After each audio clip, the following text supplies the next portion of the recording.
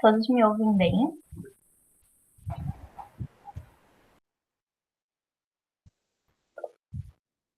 Então, estamos iniciando a nossa terceira jornada do GCIS.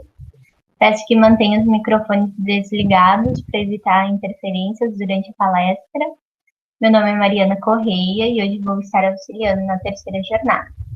A nossa palestrante de hoje é a Tamara Flores, fisioterapeuta, possui mestrado em gerontologia pela UFSM, pós-graduada em fisioterapia desportiva e traumato-ortopédica, possui cursos na área do envelhecimento e quiropraxia aplicados à fisioterapia.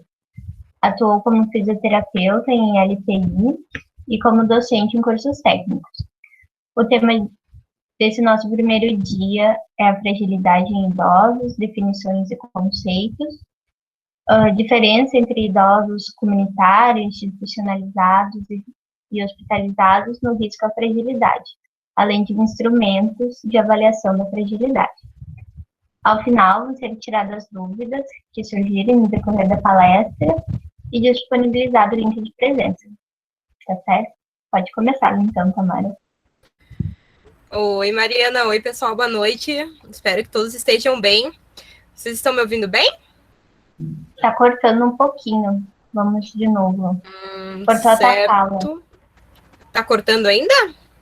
Ainda tá cortando. Não sei se só pra mim. Eu então acho tá que bom. sim. Acho que foi aqui. Certo, então. Pode continuar, Tamara. Certo, então, em primeiro momento, então, boa noite.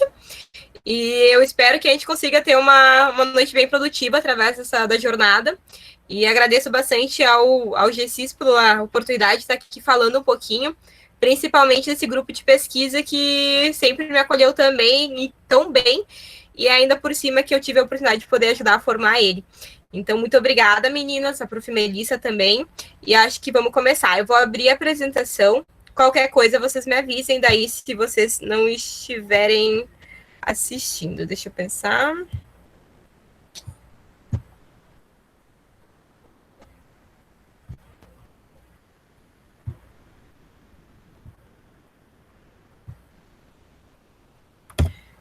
Todos estão vendo?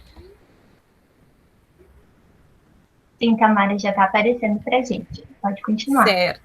Certo, então. Então, como a Mariana falou, a gente vai falar um pouquinho sobre fragilidade. Qualquer coisa, é só vocês me chamarem ou perguntarem qualquer coisa que eu paro a apresentação. Então, para começar, eu dividi essa aula em basicamente 3 partes, tá? Fragilidade em idosos, para a gente entender um pouquinho as definições, os conceitos. A questão da diferença entre idosos comunitários, institucionalizados e hospitalizados no risco de fragilidade, porque existe uma diferença muito grande entre cada um desses tipos e grupos populacionais diversos. E, além disso, a gente vai ver alguns instrumentos que são utilizados dentro da clínica e também dentro da parte de pesquisa para a gente avaliar a fragilidade. Então, para começar, eu gostaria de falar um pouquinho para vocês do envelhecimento, entender a fragilidade, entender que ela sai em todos os grupos populacionais, desde criança, adolescente, adultos, mas ela é mais predominante em idosos. Um pouco pode ser devido às características clínicas que os idosos apresentam como uma maior vulnerabilidade. Isso a gente vai ver um pouquinho mais à frente. Então, para falar em envelhecimento, a gente tem que entender que o envelhecimento é um processo fisiológico. Então, todos que estão aqui escutando, inclusive o curso, estão envelhecendo. Então, é um processo natural, fisiológico, e ele tem características fundamentais. Essas características, elas são basicamente 5 características. Então, a primeira seria universal. Todos que estão aqui vão envelhecer, a não ser que a gente morra, então para-se o processo de envelhecimento. Ele é deletério, pessoal, porque tem uma perda de função. Então, eu sempre perco alguma função orgânica ou sistêmica, ou inclusive numa única célula, a gente vai ter essa perda funcional. Ele vai ser progressivo. Então, o envelhecimento, ele, conforme os anos passam, ele acaba se acelerando ou ficando mais presente. Além disso, o envelhecimento ele vai ser intrínseco. Então, quando a gente fala de intrínseco, a gente vai pensar na parte de genética. Então, são as nossas células que vão promover o início do nosso processo de envelhecimento. Principalmente a questão da telomerase, dos telômeros, tudo que a gente vê em biologia molecular e celular. Além disso, o que é mais interessante saber do envelhecimento é que ele é multifatorial. Quando a gente pensa em multifatorial, a gente pensa em tudo que a gente faz ao longo e no decorrer da vida. Então, são algumas escolhas que a gente tem que vão influenciar esse processo. Então, envelhecer, ele vai ter diversas concepções. Então, ser velho é uma característica individual. E essa individualidade, ela vai ser 25% a 30% por uma hereditariedade, ou seja, aquilo que a gente carrega dentro da nossa célula, e de 75% a 70% em decorrência de fatores ambientais. Esses fatores ambientais, a gente vai pensar desde a questão do tabagismo, do etilismo, a questão também do nosso estresse. Nós vamos ver mais à frente uma relação muito importante entre a fragilidade e os níveis estressores, ou o nível de cortisol. Então, sabe aqueles momentos de estresse que a gente passa pela vida? Às vezes, quando a gente fica o tempo todo estressado, a gente aumenta o nosso risco de fragilidade. Então, é interessante sabermos que não é somente genética, é a genética mais as nossas relações com o meio.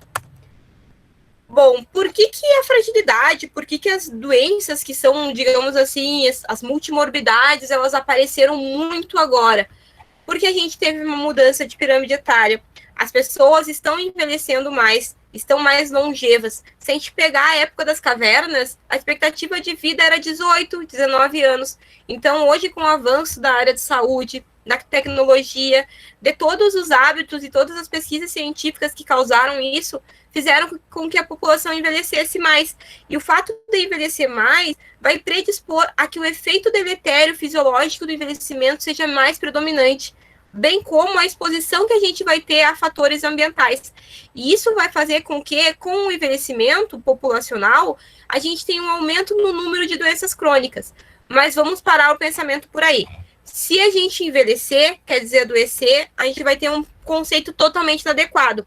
Nem todo envelhecimento significa uma doença, mas aumenta-se a prevalência e a incidência dessas patologias devido àquela particularidade que a gente escolhe, os 75% e os 25% da genética. Então, a gente tem esse aumento em número de doenças crônicas, não em todos os idosos. Então, são alguns idosos, na verdade, uma grande maioria dos idosos, que vão apresentar essas doenças crônicas. Quais são as mais predominantes, tá, pessoal? A hipertensão arterial, diabetes, câncer de diversas formas, principalmente câncer de próstata na região, nos homens, desculpa, e o câncer de mama nas mulheres e também de colo de útero. Além disso, a gente vai ter também as doenças respiratórias crônicas. Muitas dessas doenças respiratórias crônicas são em decorrência de hábitos como o tabagismo, por exemplo. Então, a gente aumentou a expectativa de vida e a gente deu mais tempo para as pessoas adoecerem. Então, por isso a gente tem esse elevado número de doenças crônicas aparecendo no dia a dia, principalmente no meio acadêmico, a gente acaba vendo mais essas informações. Bom, qual é a relação de doenças crônicas com fragilidade, tá? A gente tem sempre, quando tem um acúmulo de comorbidades, a gente torna o indivíduo mais fragilizado. Então, quando eu penso em fragilidade, eu vou pensar imediatamente numa tendência natural, uma quebra, numa fraqueza. Aqueles indivíduos que, se eles tiverem algum evento estressor, eles vão estar em maior risco de um efeito adverso. Mais à frente a gente vai ver quais são esses riscos e por que a fragilidade ela é tão importante de ser estudada e principalmente de ser rastreada. Mas a ideia que a gente tem que ter é que a fragilidade, ela não existe um conceito, mas sabe-se que ela vai ser multifatorial. Ela vai envolver, então, todos os fatores biológicos, físicos, cognitivos, sociais, econômicos e ambientais. Então, não é somente um aspecto clínico, é realmente um aspecto multifatorial que vai levar esse indivíduo a ter uma tendência a ser mais fragilizado, a ter maior desfecho adverso frente a um evento estressor. Eu gosto muito dessa definição do Gomes e do Chui, que eles trazem que é um evento multifatorial, a fragilidade, e ela é, no caso, uma resposta a uma diminuição da resistência e da reserva frente a agentes e eventos estressores, que vão gerar adaptações comportamentais e orgânicas, que vão resultar num declínio de todos os órgãos e sistemas do indivíduo. Então, ela é uma particularidade que está dentro do envelhecimento, mas ela não é o envelhecimento. Então, dependendo de tudo que a gente fizer ao longo da vida, das patologias que a gente carregar, é que a gente pode se tornar frágil ou não. Bom, qual é o desfecho da fragilidade? Qual é a preocupação da fragilidade, tá? Que ela vai causar um risco maior de mortalidade, além disso, de dependência. Então, idosos fragilizados, eles apresentam grandes incapacidades. Essas incapacidades, elas podem ser incapacidades cognitivas, incapacidades físicas e, inclusive, a incapacidade mais no ponto de vista de autonomia, do poder decisório. Então, esses indivíduos, eles perdem dois aspectos fundamentais para um envelhecimento bem-sucedido, que é a questão da independência funcional e da autonomia. Então, tem esse cuidado. Além disso, eles têm uma maior predisposição a quedas e lesões, a doenças agudas, a diminuição na recuperação de patologias, maior tempo de hospitalização, além também da questão da institucionalização. Então, são todos eventos adversos que esses indivíduos eles acabam enfrentando no decorrer do envelhecimento quando fragilizados. Eu gosto bastante desse gráfico do Moraes. Moraes sempre, esse autor sempre está relacionado a estudos de fragilidade. Depois ele vai estar bem relacionado com a questão do IVCF-20 e ele traz esse gráfico que mostra para nós a diferença da fragilidade e do envelhecimento fisiológico. Então, quando eu penso em envelhecimento fisiológico, eu vou pensar no envelhecimento bem-sucedido, que a gente vai pensar naquele idoso que nada, que faz academia, que não tem nenhuma perda funcional, que não tem nenhuma incapacidade. O usual, que normalmente é aquele envelhecimento que aquele idoso, ele faz todas as atividades de vida diária, ele tem independência, ele tem autonomia, então a gente diz que é o usual. E a gente tem a fragilidade. A fragilidade, ela vai ser um passinho para o envelhecimento patológico.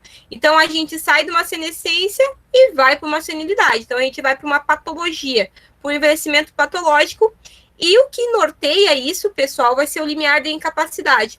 Então, quando a gente pensa em formas de envelhecer, quem vai promover normalmente uma diminuição da capacidade desse indivíduo vai ser muito da hereditariedade e também das adaptações que a gente faz ao longo da vida, como, por exemplo, o sedentarismo, a questão da nutrição, que é muito importante, do aporte proteico, além de doenças que podem aparecer, como o AVC, doença de Alzheimer, doença de Parkinson e também a depressão.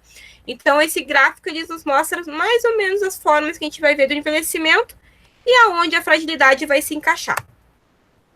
Aqui é um outro gráfico, esse gráfico ele vem do Moraes também, mas é um pouco mais atual, se eu não me engano, 2017. E a gente vai ter dois eixos diversos, tá? A gente vai ter um idoso e a vitalidade, tá? A gente vai ter o idoso e a fragilidade. E aqui a gente tem diversos extratos que o IVCF-20 traz, que é um instrumento de rastreio. Bom, quando a gente pensa em vitalidade, a gente pensa que quando eu tenho maior vitalidade, eu tenho pouca fragilidade.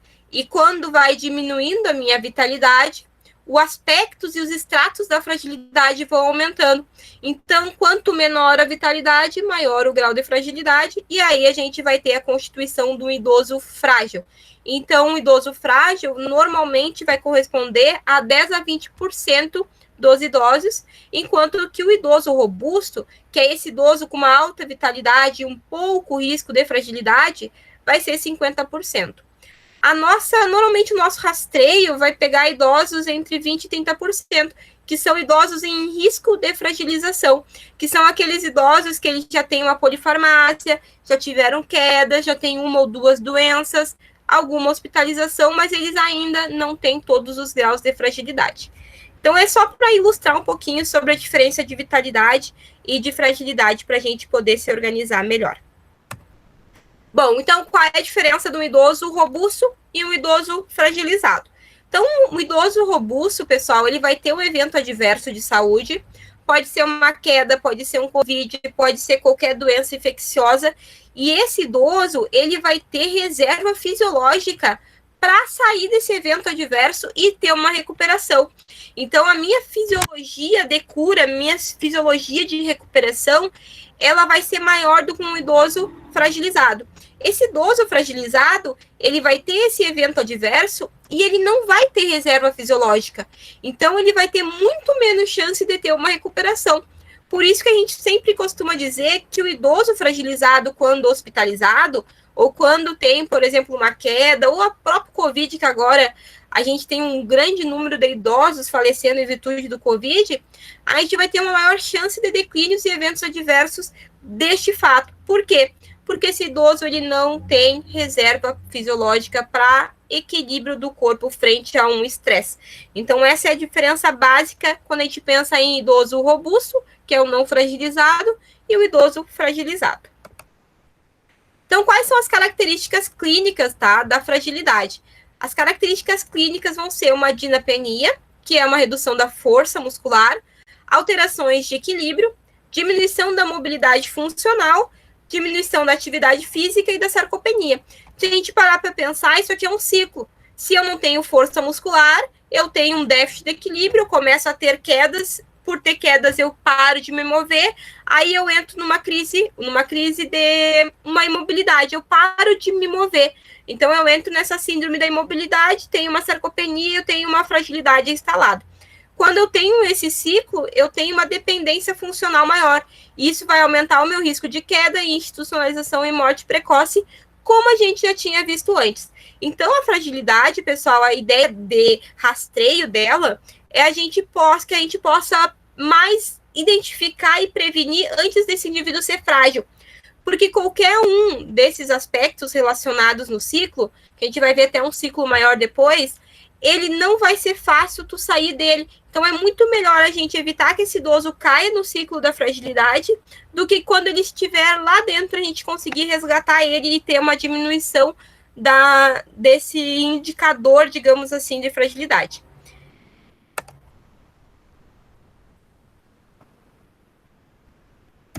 Só um pouquinho que travou aqui.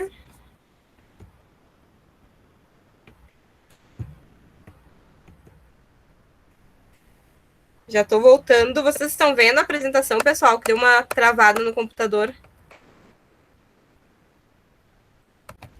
Sim, Tamara. Agora chegou lá naquele que tu queria chegar. É isso, tá. Obrigada. Que bugou aqui o computador.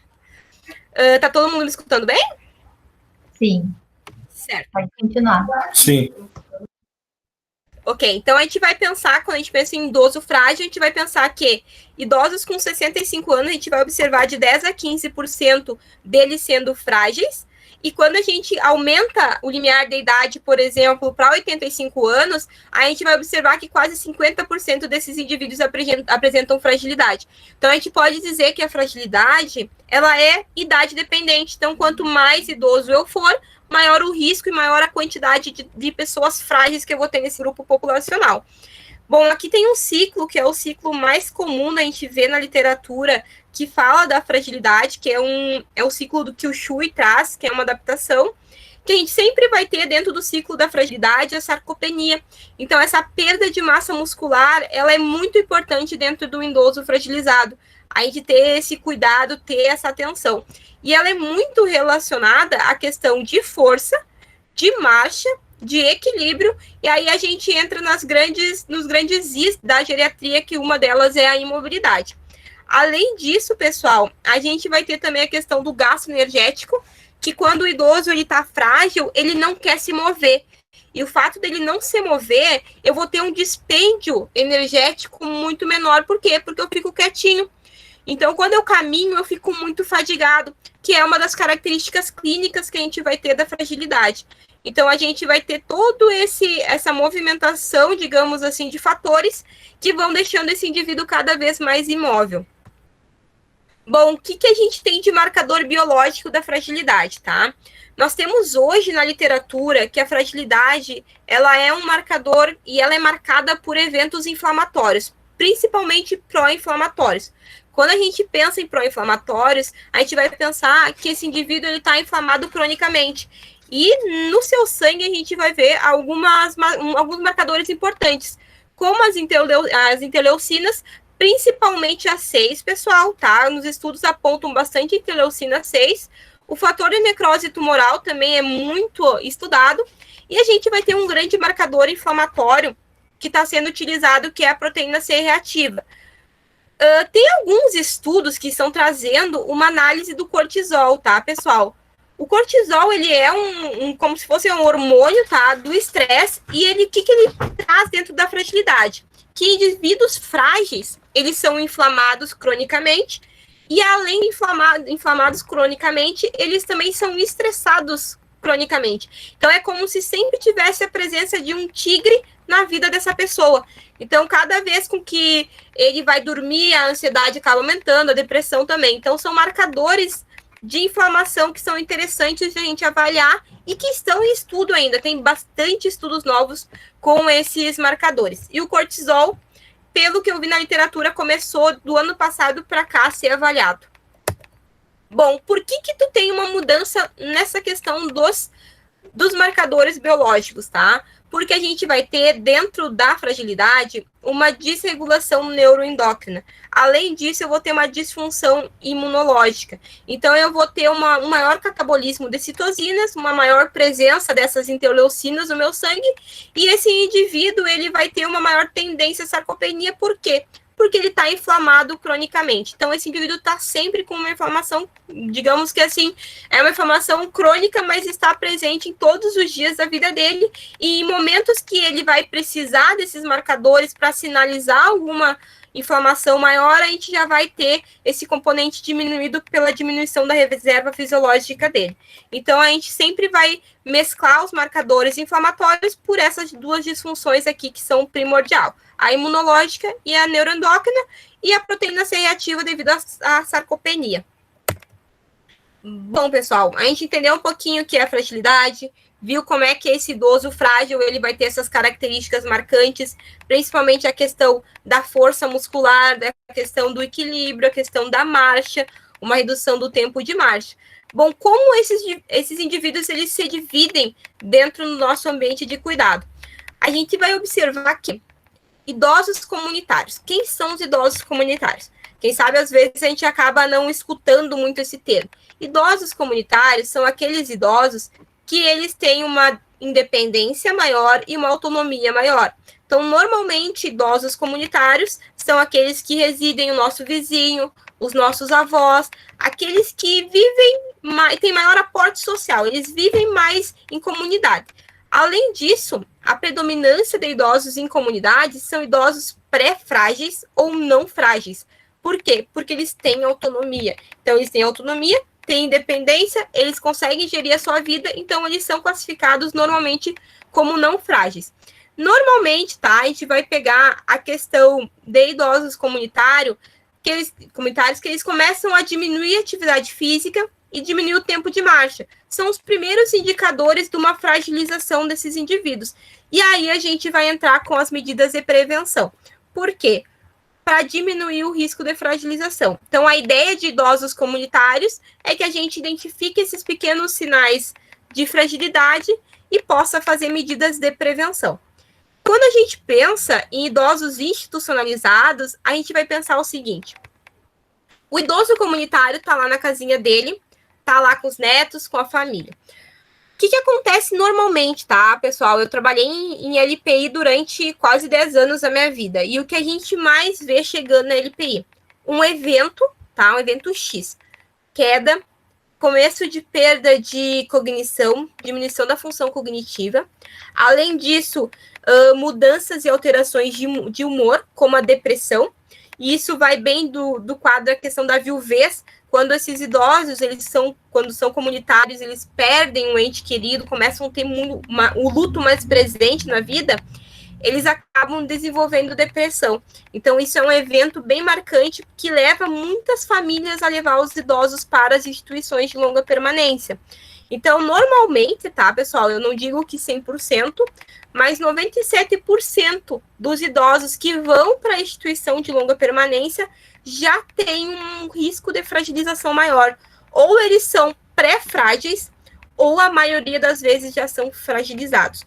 Então, a instituição de longa permanência dificilmente vai acolher o idoso comunitário, porque é aquele idoso que não precisa de ajuda.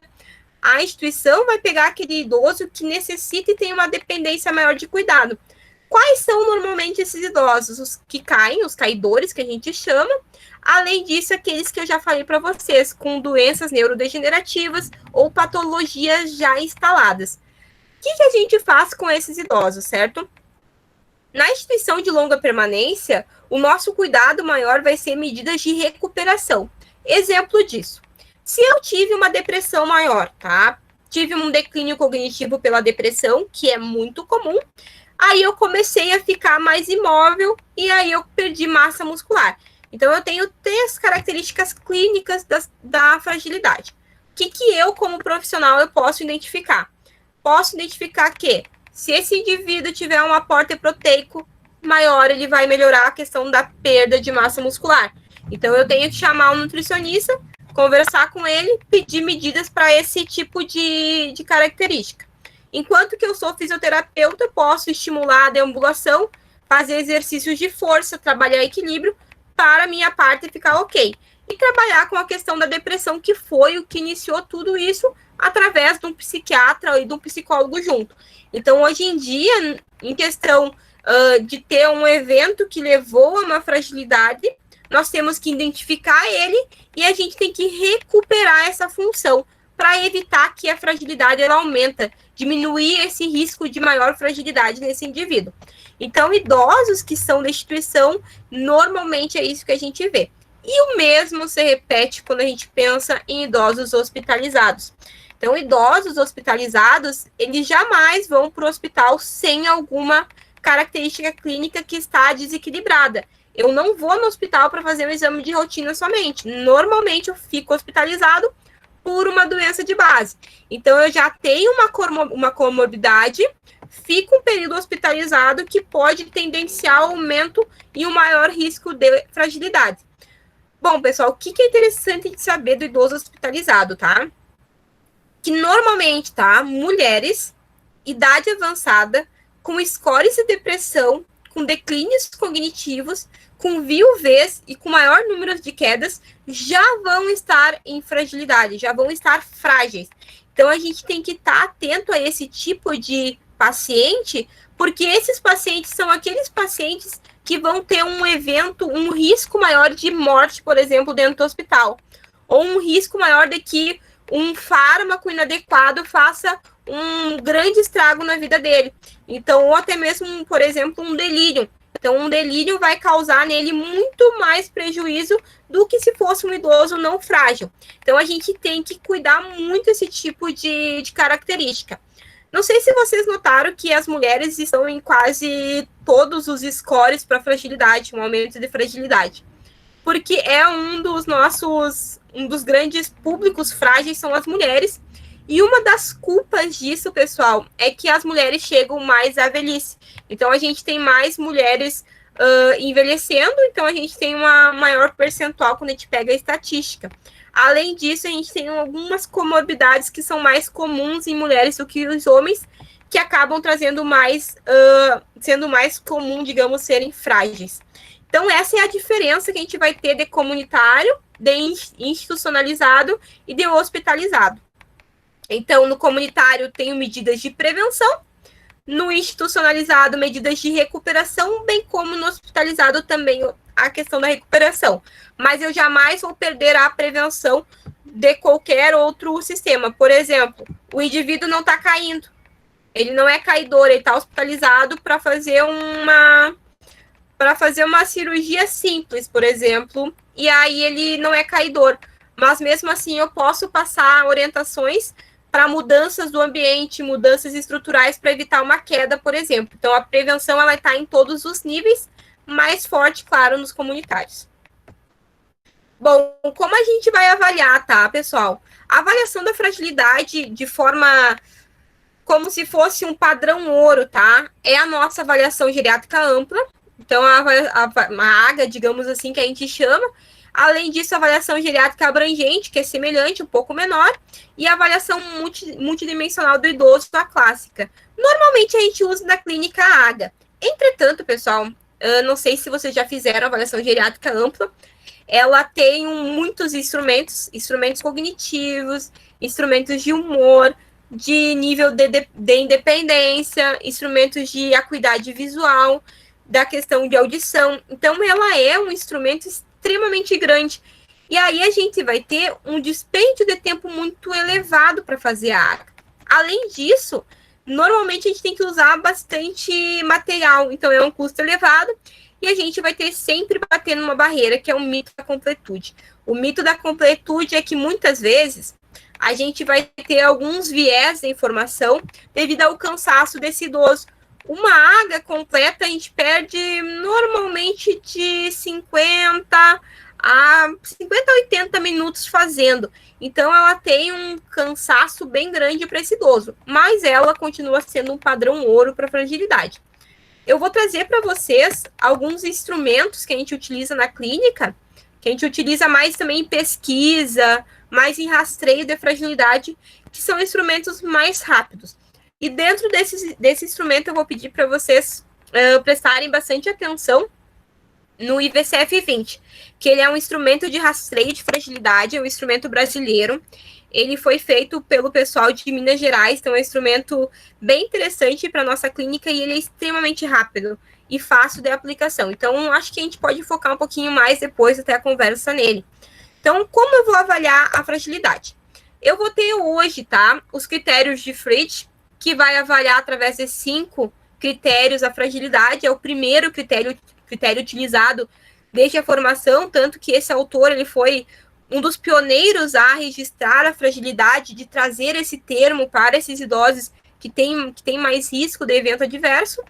A gente vai ter a Edmonton, tá? Que é uma escala um pouquinho mais nova.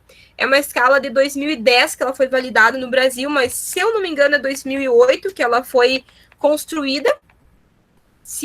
Parece que foi no Canadá que ela foi feita, foi uma descendência de 2 grandes grupos de fragilidade que a Edmonton foi criada. E aí a gente vai ter o IVCF-20, que é um instrumento brasileiro, como eu falei para vocês, e ele é um instrumento que, na prática, ele é bem mais usual do que os demais instrumentos. Bom, os critérios de Fred, eles são critérios que vão trazer o quê? A perda de peso não intencional, tá? Principalmente nos últimos 6 meses ou no último ano. O que vai ser essa perda de peso não intencional, pessoal? Vai ser uma perda de mais, tá? Igual ou maior a 4 quilos nesse tempo. Então, se esse idoso teve uma perda muito agressiva de peso, nós vamos pensar que ele pode pontuar para esse score aqui. A gente vai ver a fadiga ou a exaustão. Normalmente vai se usar, pessoal, tá? Tu pode usar pela original, tu vai usar essa escala, que é uma escala de depressão, mas tem alguns scores que a gente puxa para ver fadiga, mas tem hoje escalas melhores de fadiga, mas essa aqui é original, então eu não quis modificar para vocês. A gente vai ter o nível de atividade física, que a gente vai ver o gasto calórico. Então, a gente vai ver através do questionário de Minnesota, que é um questionário que vai trazer bastante questão, mas vai ter uma corte ajustada por sexo. E, normalmente, os idosos frágeis, eles têm um gasto calórico menor do que 270 quilocalorias por semana, quando mulheres, e quando homens, menor que 383 por semana. Então, são alguns scorezinhos só para a gente conhecer. Aí vem o grande problema dos critérios de Freud, que é a diminuição da força muscular, que normalmente é vista pelo dinamômetro. Então, a gente nem sempre tem na clínica um dinamômetro para verificar a perda de força muscular. Então, isso aqui é uma das coisas que mais limita esses critérios de ser aplicado num ambiente como um ambiente hospitalar ou até mesmo numa ILPI. E aqui a gente vai ter uma lentificação da marcha como um quinto critério, que a gente vai identificar o valor do tempo que esse idoso demora para percorrer 4,6 metros e ele retornar. Normalmente, o tempo maior que 7 segundos, ele vai ser um tempo de maior risco de fragilidade, então já pontua. Então, quais são os 5 critérios de Freud, então? Perda de peso não intencional, fadiga ou exaustão, diminuição no nível da atividade física, diminuição da força muscular pelo dinamômetro e a lentificação da marcha. Se eu tiver 3 ou mais critérios, esse idoso vai ser frágil. Se eu tiver 2 ou 2 critérios, pré-frágil. E se eu não tiver nenhum desses critérios, esse idoso ele é robusto ou não frágil. Então, a gente tem medidas de prevenção, medidas de recuperação, que são nos idosos fragilizados. Aí a gente vai ter a Edmonton. A Edmonton, então, foi uma escala que ela tem 9 domínios. Então, ela é bem mais complexa, bem mais completa do que a gente tinha os critérios de Fred. Então, a gente vai ter 2 domínios, tá, pessoal? Cognição, o estado geral de saúde, que normalmente é o autorrelato, a independência funcional, o suporte social, o uso de medicamentos, que a gente cuida muito da questão da polifarmácia, que é um indicador de fragilidade. Quanto mais remédios eu tomo, mais morbidades eu tenho, mais multimorbidades acumulo. Então, a gente tem que ter essa atenção. Nutrição, principalmente a perda de peso, humor, continência urinária e fecal e desempenho funcional. No caso, na escala de Edmonton, a gente vai ter a pontuação máxima de 17 pontos. Depois eu mostro para vocês a escala. E os scores para fragilidade são: quando esse idoso pontua de 0 a 4, ele não é frágil. De 5 a 6, ele é aparentemente frágil, então tem uma divisão maior da fragilidade. De 7 a 8, fragilidade leve. De 9 a 10, moderada. E 11 ou mais, fragilidade severa. Então, ele tem uma estratificação maior da fragilidade, esse instrumento. Essa aqui é a escala de fragilidade de Edmonton, e ela é bem tranquila de ser feita. Ó, aqui são os domínios. A cognição ela é obtida através do teste do desenho do relógio, que é um teste que a gente pede para o idoso fazer o desenho e marcar as horas, que normalmente é 11 horas e 10 minutos. Aí tem todas as explicações como é que faz isso dentro da avaliação. O estado geral de saúde, que é normalmente a gente vê por autorrelato, e também a questão da internação. A independência funcional vai verificar, é tipo o índice de CATS, quantas coisas esse idoso pode fazer. Então, por exemplo, preparar a refeição, fazer compras, usar telefone. O suporte social também, se esse idoso ele pode contar com alguém que vai, digamos, atender ele, então se ele tem alguém por ele. O uso de medicamentos, lembra que eu comentei da polifarmácia? Então, é essa questão da polifarmácia, se ele tem mais de 5 remédios prescritos pelo médico de uso contínuo, e também se esquece de tomar os remédios, que é um indicador de declínio cognitivo. A nutrição vem a questão da perda de peso, do humor vai ter a questão do triste, do deprimido, e a continência, mais a questão da continência urinária. E o desempenho funcional vai ser um time up goal test, então que normalmente faz um senta e levanta. Então esse idoso ele vai sentar, vai levantar, vai caminhar, e tempo maior que 20 segundos vai pontuar. É bem semelhante ao time up goal test. Então esse é Edmonton, pessoal, bastante utilizado na pesquisa. E agora eu trago para vocês o IVCF-20. Então, é o Índice de Vulnerabilidade Clínico-Funcional 20.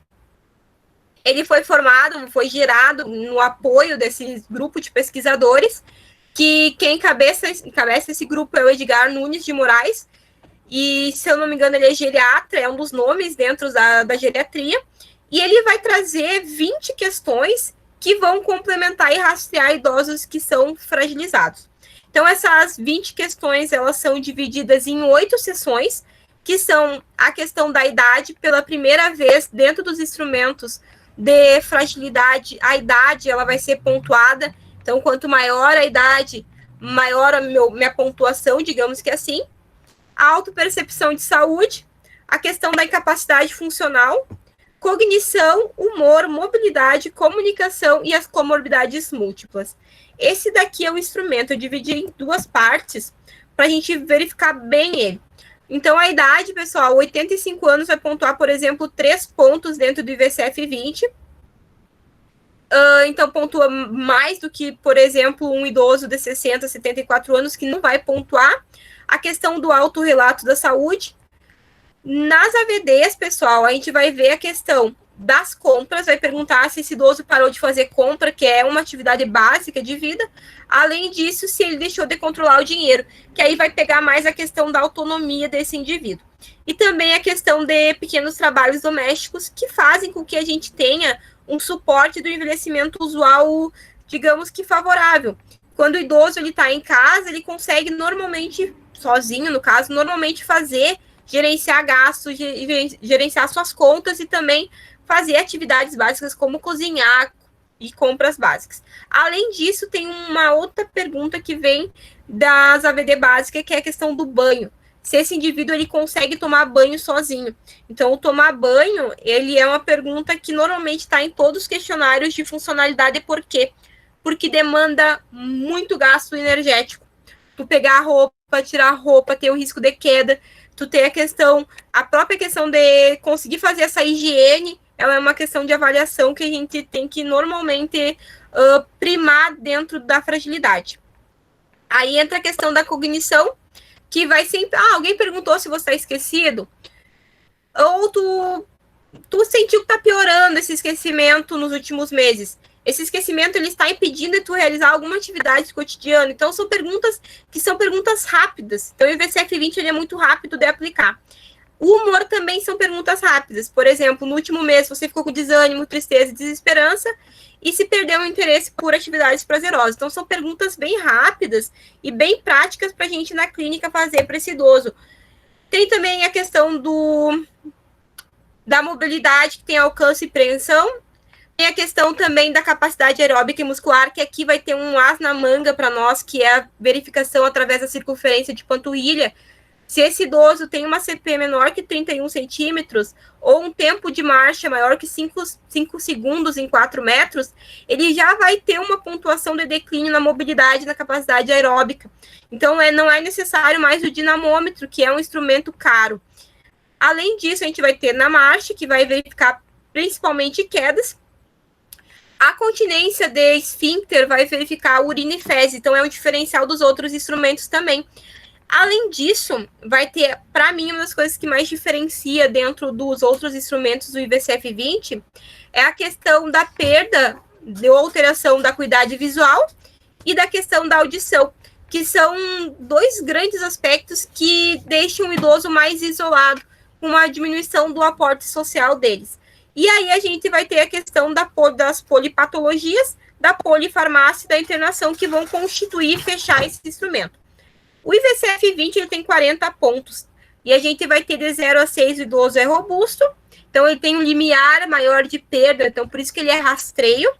De 7 a 14, o idoso é potencialmente frágil, e maior que 15 segundos ele é, 15 segundos não, desculpa, de 15 pontos ele é frágil, certo?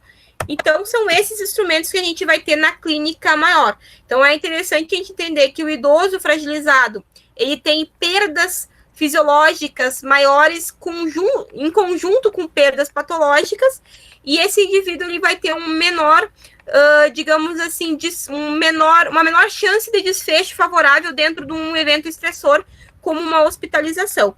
Então, a princípio, pessoal, é isso que eu tenho para falar para vocês de fragilidade. Então, foi algo do básico de instrumentos, do básico de conceito, até para não ficar muito cansativo.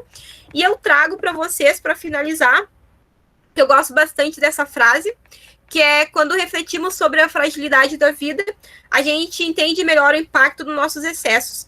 Então, eu sempre gosto de trazer essa frase em virtude de que os gregos já falavam de tudo com moderação.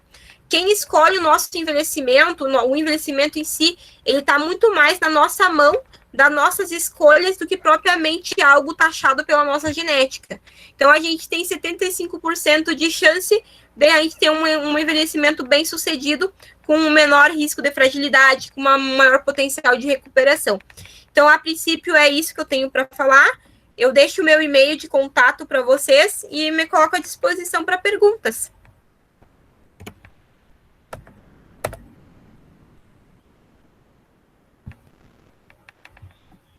Obrigada, Tamara, pela tua apresentação. Acredito que foi bem esclarecedora. Espero que não tenha falado muito rápido. Não, foi bem boa. Não tivemos nenhuma pergunta, Não sei se alguém quer se manifestar pelo microfone agora. Podem ficar bem à vontade.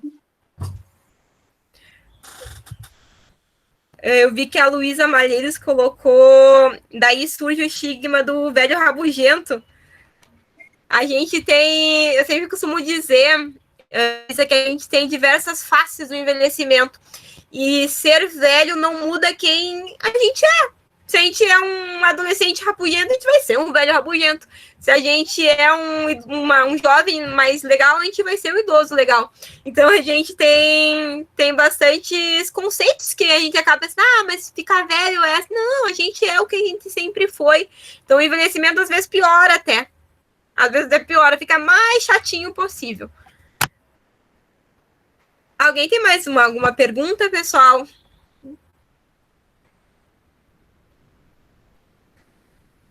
Muito obrigada, Natália, Carol, Rose. A ideia é tentar deixar o mais básico para vocês e que a gente procure mais informações.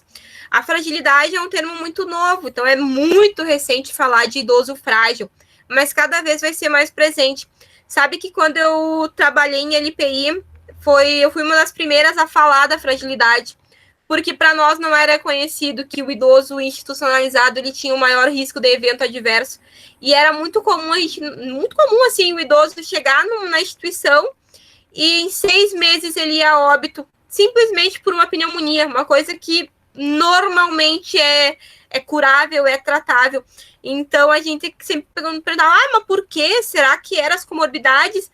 E a gente acaba vendo que é culpa desse evento multissistêmico. Mas a ideia é que vocês possam sempre pensar na fragilidade como um rastreio, como uma prevenção, e que cada profissional tenha o seu cantinho e a sua atuação dentro da reabilitação, dentro do cuidado desse idoso, desde robusto a pré-frágil até o fragilizado. Muito obrigada, então, pessoal. Acho que não tem nenhuma pergunta, Mari. Deixa eu olhar no meu WhatsApp. Não teve nenhuma hoje, Tamara. Só reforçando também que o link de presença já está no chat e é preciso assinar ele para marcar presença no dia de hoje. Então tá, muito obrigada, Mariana. Agradeço ao GCIS e que vocês tenham uma boa noite. Qualquer coisa, o meu e-mail é só pedir para as gurias que eu posso passar. Estou à disposição de vocês. Tchau!